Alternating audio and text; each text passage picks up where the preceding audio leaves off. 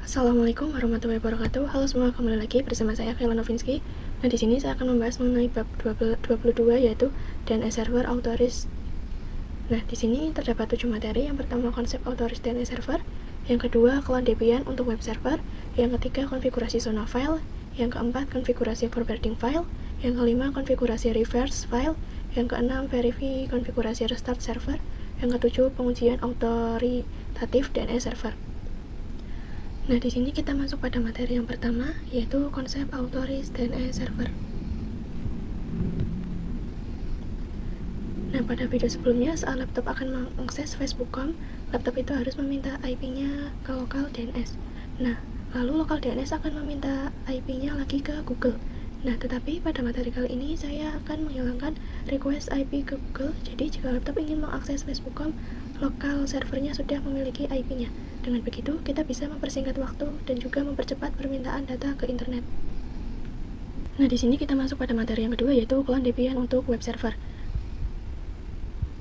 Nah, untuk topologinya, klien Ubuntu akan mengakses web servernya melalui lokal DNS. Nah, di sini lokal DNS-nya adalah Debian server. Jadi, Ubuntu akan mengakses web server melalui Debian server. Nah, Debian servernya langsung ini akan kita clone saja. Kita klik kanan, lalu pilih clone. Nah, saya akan menamainya web server. Seperti ini ya, teman-teman. Ini saya simpan di D.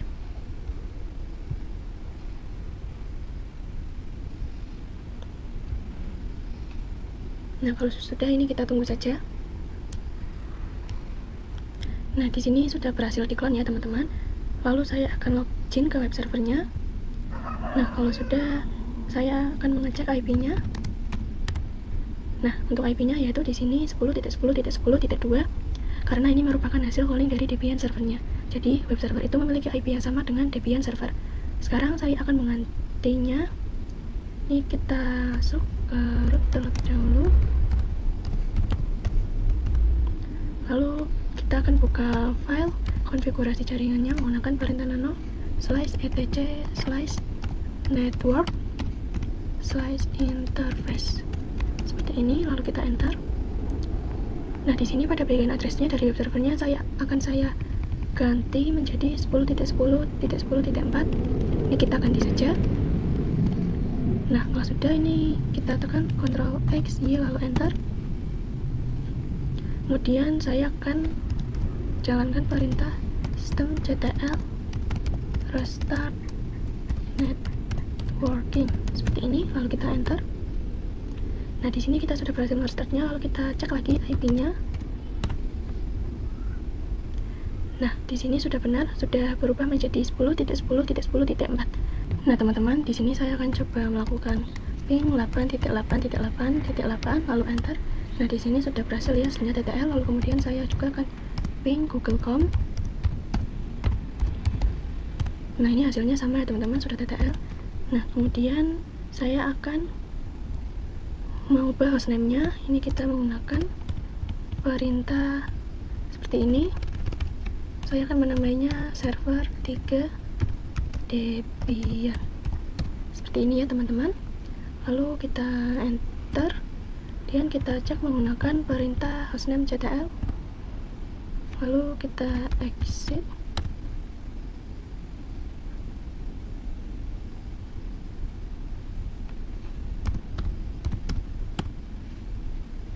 Nah, di sini hostname-nya sudah berubah nama menjadi server 3 Debian. Lalu kalau sudah berubah, saya coba login ulang.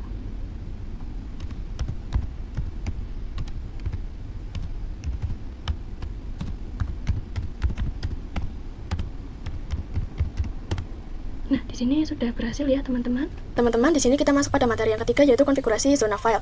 Nah, sekarang kita akan masuk ke Debian servernya. Lalu teman-teman bisa masuk sebagai root. Lalu kalau sudah, saya akan menginstal bin 9 menggunakan perintah apt install bin 9 seperti ini, lalu kita enter. Tag Y.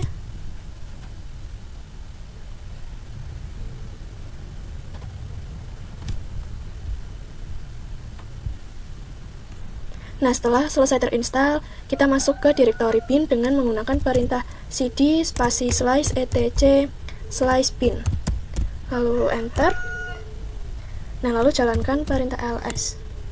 Kita akan mengkonfigurasi forwarding zone untuk domain dan juga reverse zone untuk IP-nya. Nah, ini kita buka file konfigurasinya menggunakan perintah nano spasi name.conf local. Seperti ini, lalu enter. Nah, lalu kita akan mengetikkan seperti ini ya, teman-teman. Nah, kalau sudah, ini kita simpan menggunakan Ctrl X, Y, lalu enter. Untuk mengeceknya, kita bisa membuka kembali nano dan memastikan tabnya sudah rapi seperti di atas.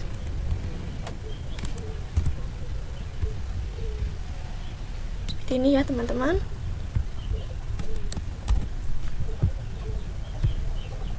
Nah, teman-teman, untuk mengeceknya kita bisa membuka ini. Kita ketikkan. Ini untuk mengeceknya kita ketikkan cat name.conf.local, enter. Nah, di sini sudah rapi seperti di atas ya, teman-teman. Sekarang kita masuk pada materi yang keempat, yaitu konfigurasi forwarding file. Jika kita ketikkan ls, nah, maka akan muncul banyak sekali file yang bisa digunakan sebagai template. Di sini saya akan membuka file Debian Kayla dengan mengcopy file Debian lokal menggunakan perintah cp db.local.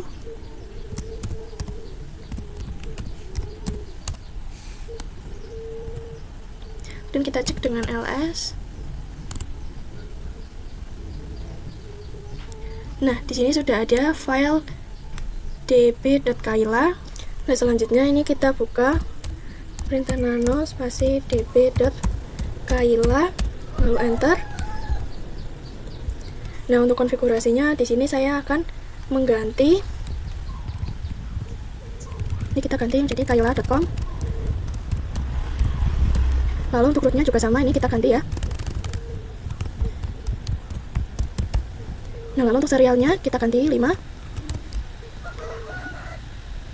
Lalu ini di bawahnya kita ganti menjadi ns1.kayla.com.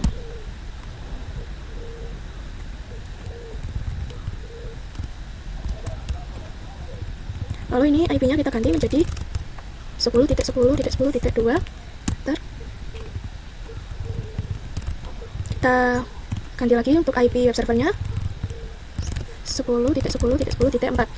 Lalu bawahnya www.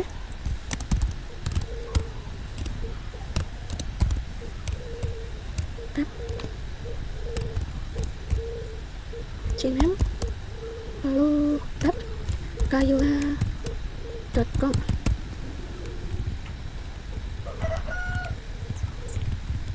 Ini kita tambahin titik. Nah, lalu kalau sudah kita Ctrl X, ya, lalu enter.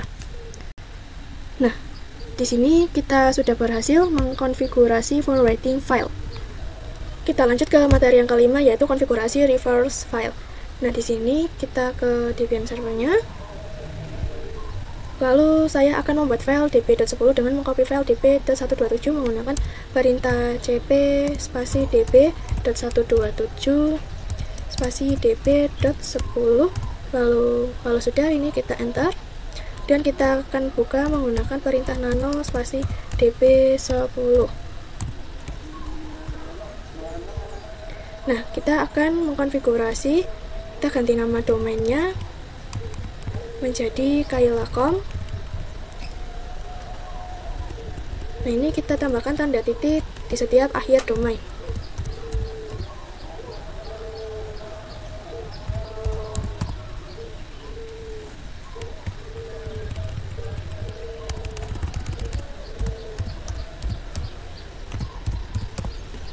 Lalu untuk serialnya kita ganti ke 5. Nah, kalau sudah, kita ganti localhost menjadi ns1.kayla.com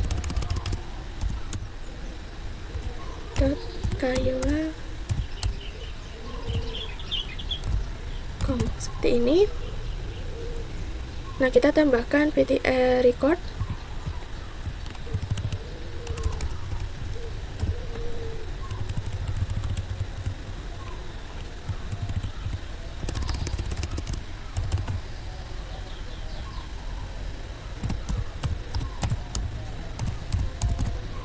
Oh, teman-teman, ini tadi ada sedikit kesalahan. Nah, ini kita ganti.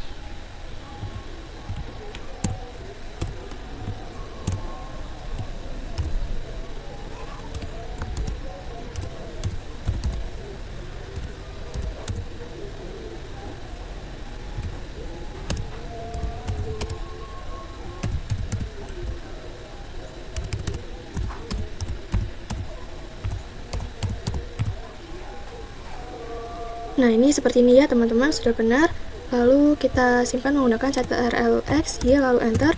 Nah, setelah itu saya akan mengeceknya menggunakan, sebelumnya ini kita cek yang DP Kayla. Nah, ini sudah benar, lalu kita juga cek yang DP10. Nah, ini juga sudah benar ya teman-teman. Kita sudah berhasil mengkonfigurasi reverse file. Kita masuk ke materi yang ke-6, yaitu verify konfigurasi and restart server. Nah, jadi kita akan memverifikasi konfigurasi yang sudah kita lakukan tadi. Kita pastikan apakah ada error atau tidak setelah konfigurasi pada materi sebelumnya. Nah, ini lalu kita ketikkan name min check conf. Seperti ini, lalu kita enter.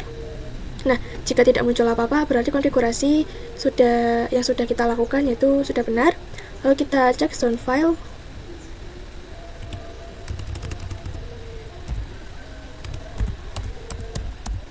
Cek zone spasi Kayla.com spasi slice mpc slice bin. Seperti ini, lalu kita enter. Lalu kita cek lagi.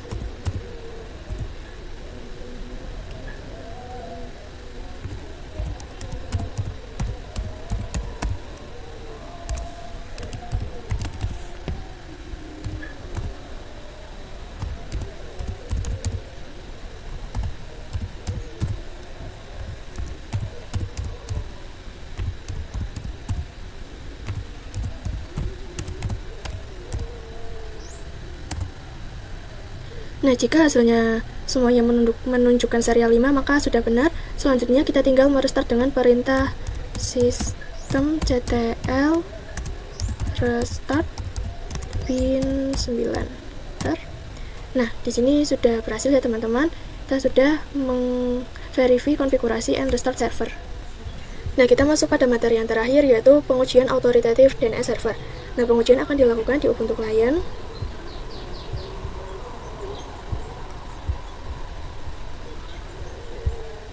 Nah, saya sudah di Ubuntu Client. Sebelumnya di Ubuntu Client saya sudah mengkonfigurasi file resolve.conf dengan menambahkan name server seperti ini ya teman-teman. Ini saya sudah menambahkan name server 8.8.8 agar bisa ping ke suatu domain. Nah, sekarang saya akan mengubahnya. Kita scroll ke bawah. Lalu di bawahnya kita tambahkan name server 10.10.10.2, yaitu IP dari Debian server yang kita jadikan sebagai lokal DNS. Lalu kita simpan dengan CTRL-X, Y, lalu enter. Nah, lalu di sini saya ketikkan git spasi kayla.com.